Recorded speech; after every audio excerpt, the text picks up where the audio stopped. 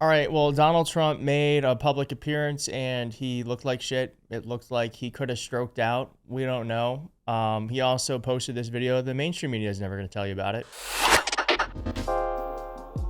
There's something going on with his hands, and no, not that they're small. There is literally some sort of CGI happening with the hands that I'm going to show you. I got a report on the Senate that did something terrible, and I'm sorry if I sound a little down, but I just got to be honest. This is like hitting me in a way that I don't fully understand. I don't know how to put this.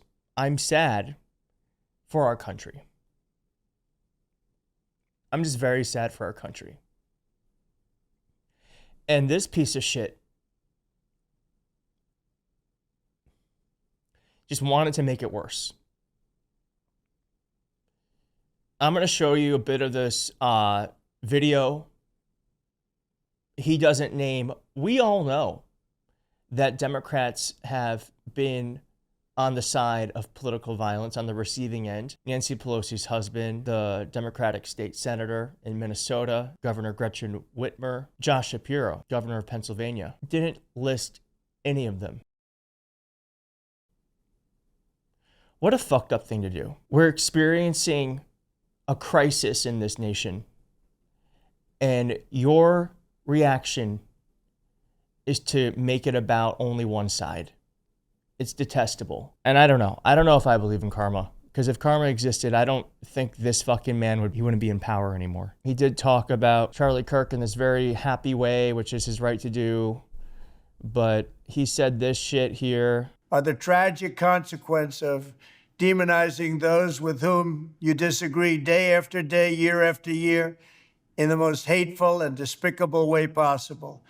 For years, those on the radical left have compared wonderful Americans like Charlie to Nazis and the world's worst mass murderers and criminals.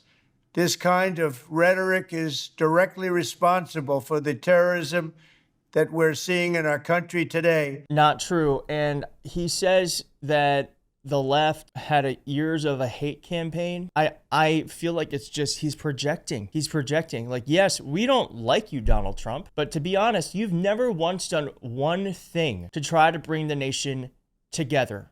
You have worked solely to tear us apart. And the environment we find ourselves in is because of you, you piece of shit, because you are the one who has led this country 2 out of the 3 presidential terms in the past 10 years. If this isn't an indictment of yourself, then I don't know what it is. Here is Donald Trump's hands morphing, and then I've got Donald Trump's droopy ass face, what people are calling a stroke. Fellow Americans, I am filled with grief and anger at the heinous Pay attention to the hand right here. assassination of Charlie Kirk on a college campus in Utah.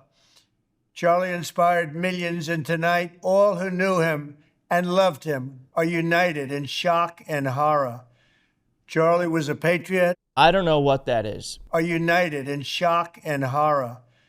Charlie was a patriot. Someone slowed it down. Now, it's hard to see because it's kind of fast, but as it goes, see his hand disappears and then reappears. I'm sorry to make you look at Donald Trump's hands. If we had a press that was actually doing its job, it would ask about this. Not one question about this. Not one. And I'm not even exaggerating. Not one question about this. We deserve to know. I mean, it could just be that they're using the morph tool in Premiere Pro and they're splicing 2 different cuts together, and this is an artifact from it. Why would the White House choose to do that when we're at a highly sensitive time where we're always looking for whether or not things are real or manipulated? Why wouldn't they just do a cut in and a cut out?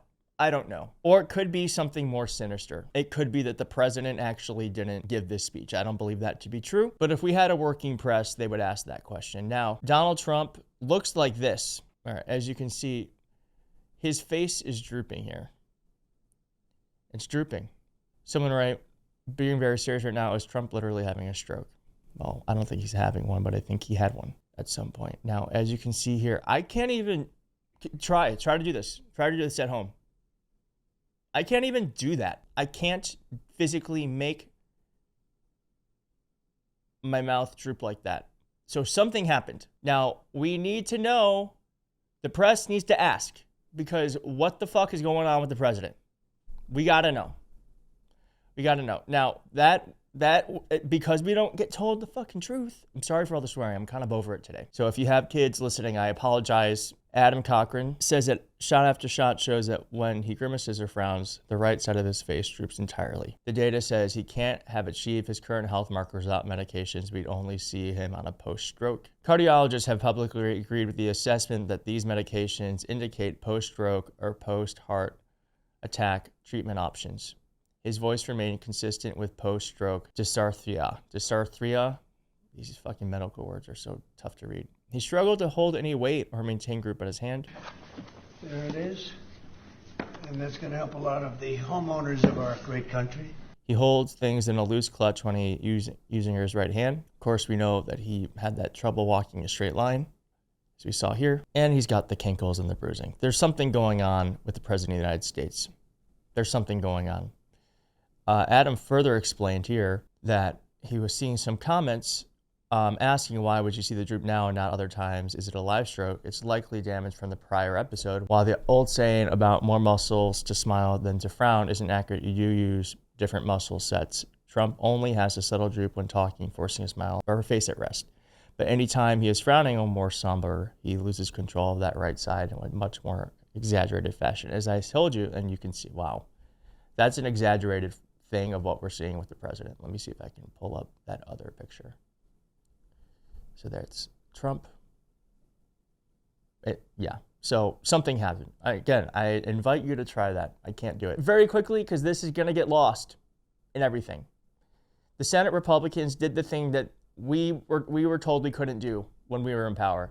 They triggered the nuclear option, changed the rules to speed up Trump's nominees. The new rule established by the GOP and party lines will enable them to confirm Trump nominees in groups rather than individually. It's the latest move to erode minority powers. Okay? We were told we can't do that. They did it.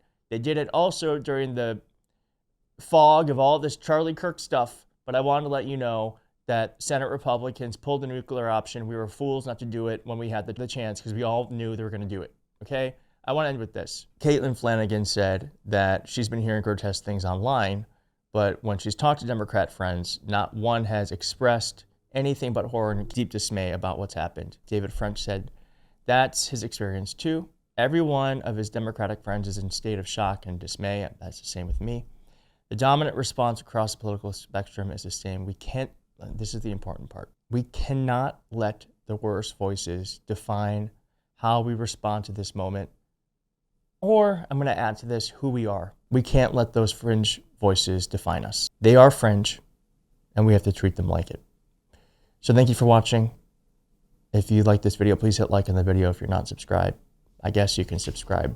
I feel weird asking during this moment, but we'll see you next time. Bye.